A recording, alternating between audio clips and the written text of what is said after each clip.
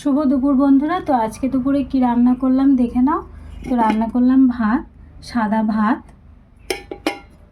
তারপর করেছি ডাঁটার তরকারি। আর এই ডাঁটাটা কিন্তু সজনের ডাঁটা না, এটা হচ্ছে নাজনের ডাঁটা। নাজনের ডাঁটার তরকারি করেছি আলু দিয়ে আর একটু সর্ষে লঙ্কা বাটা দিয়ে, নাজনের ডাঁটার তরকারি।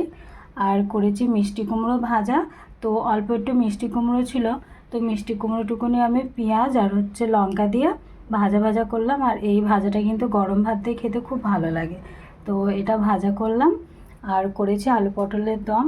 তো আলু পটলের দমটা করেছি নিরামিষ। আর আজকে সব রান্নাগুলোই নিরামিষ, আজকে আর আমিষ রান্না কিছুই করিনি গো। তো আলু পটলের দম